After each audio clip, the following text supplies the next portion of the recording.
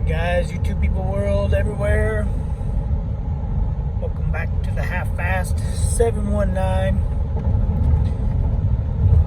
Driving to somewhere. Well, I'm driving home, but I don't know where I'm at. Hold on a second. Okay, had to clean the lens, I guess. Anyway, driving home from work. It's Tuesday morning. Left yesterday from Corona, New Mexico around 4 o'clock in the PM. Stopped in Kingman, Arizona to sleep. Made it there around 10 o'clock. 10 o'clock their time. 9 o'clock California time. Anyway, I'm in California now. I don't know where I'm at. Somewhere, I don't know, maybe an hour before Barstow. Barstow, California is over there somewhere. Anyway, got a lot planned for these days off. Ordered a drive shaft, got it for the mega cab. Probably do that video, which is really simple. It's just undo the yoke on the rear. I think it's 4 bolts. 4 bolts on the rear. Oh, and the carrier. That's right. Got the carrier bolts of the under the bed. And then possibly the bracket for the carrier bearing. Anyway, yeah, but I'll go through all that on a video. And thought the kid was gonna change his wheels,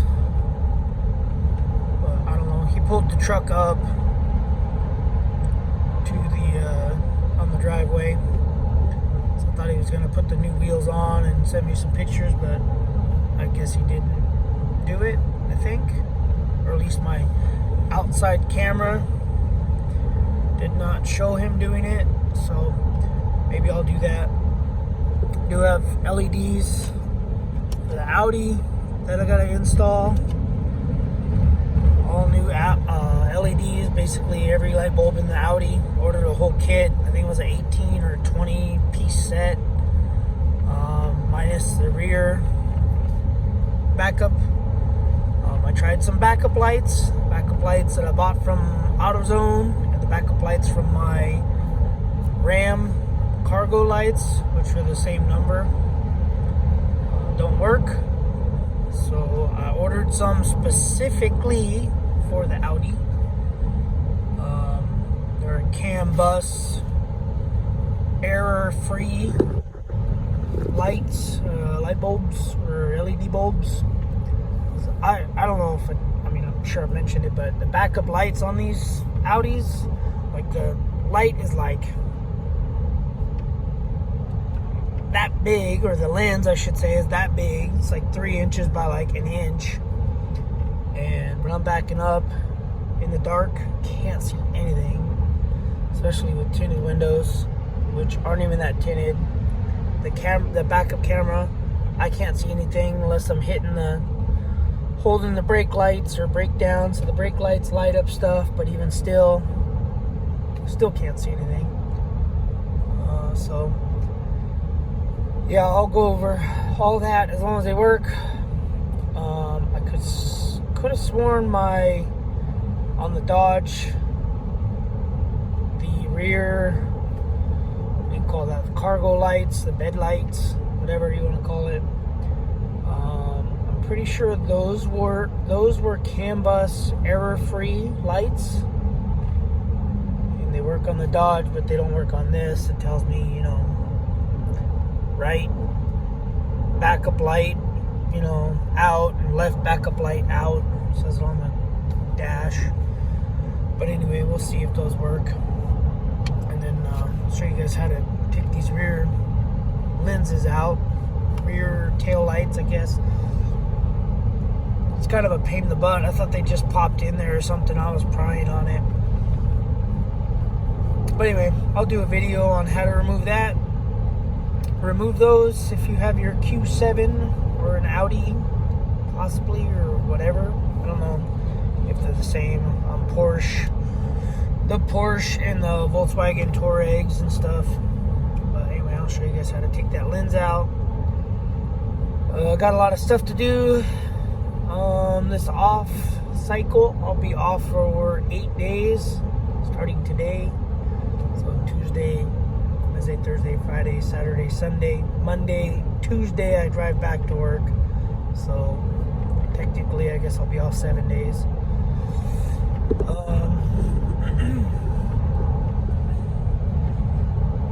Anyway, yeah, so I got every year around this time of year, usually November, December, I clean out my tankless water heater, do it with vinegar, just hook up a pump and let it cycle through, turn the power off and everything, and just cycle vinegar through it for about an hour or 2 hours, just to keep it clean, the element or whatever's in it, keep it clean.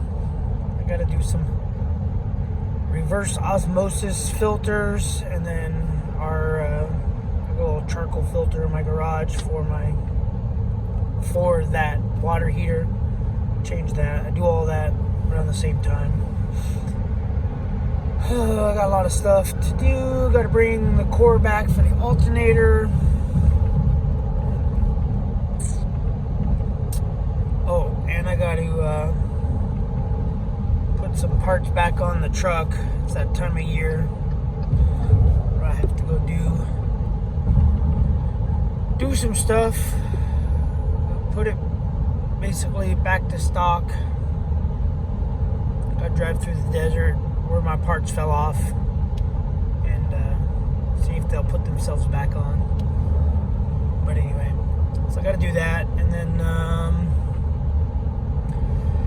man, I don't know, I'll probably just tinker with the kids' truck again. It's charging. I got the alternator to charge, but I think the PCM's bad, so maybe I'll take the PCM out and see if I can't find something in there, a capacitor or some type of resistor that's blown, or maybe retouch up all the soldering points. But anyway,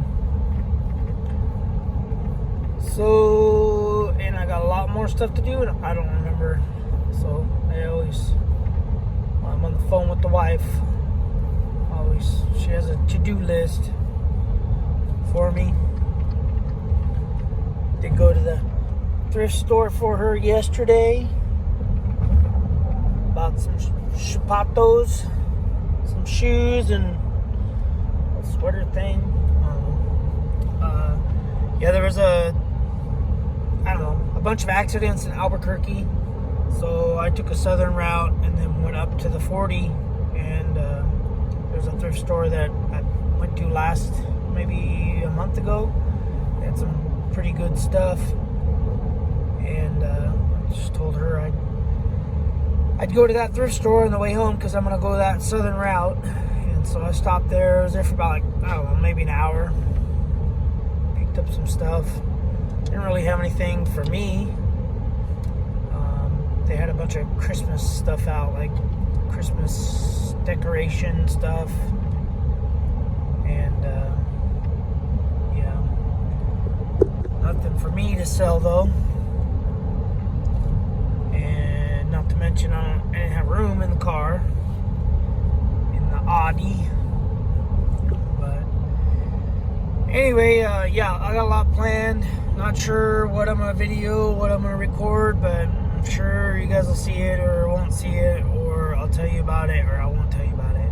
It depends on if it's a success or not a success. So with the drive shaft deal, it's pretty easy. I could do a video of that, as long as it's right.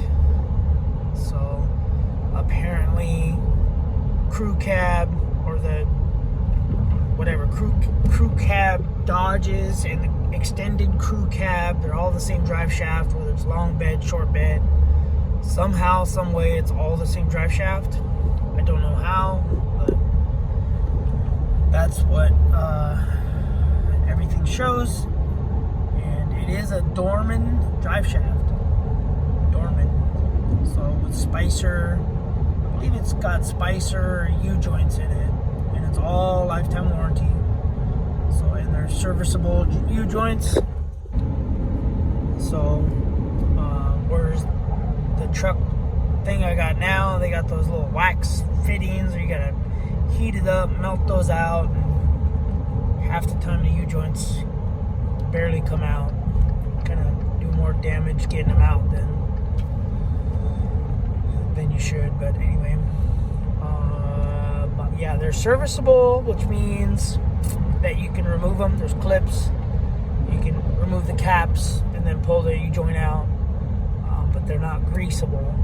So, what I've learned owning my old Jeep is you don't want greasable U-joints, because that hole and all that stuff in there is a weak point. I broke a couple U-joints in my Jeep. Because of that, I went to non-zerk fitting U-joints and didn't break any of them. So having the whole thing being hollow with a zerk fitting kind of makes them the weak point for a drive shaft, I think. Like I said, I had zerk fitting. I think they were Moog in my Jeep Grand Cherokee, and I broke 2 U-joints, replaced them with new U-joints, broke those U-joints, and then went to non-zerk fitting U-joints and didn't break them.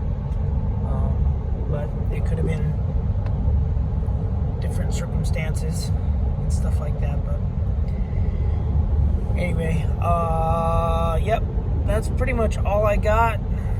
Getting into 12 minutes of blabbing, and hey, you guys will just have to wait and see. And yep, got 164,000. I'll have 165,000 on this beast. My hotel, the Audi Inn. And yep, I gotta order some oil filters for it. Oh, and it was cold out there too. I think my feet had frostbite.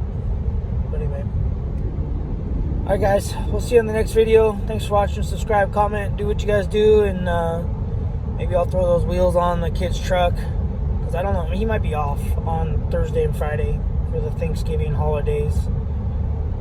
So I'll ask him, I'll text him, see if he wants me to throw them on. If he says no, he wants to do it, then I'll let him do it. And if he says he don't care, then I'll just do it. So, alright, we'll see you on that video or not video. Thanks for watching. Subscribe. Later.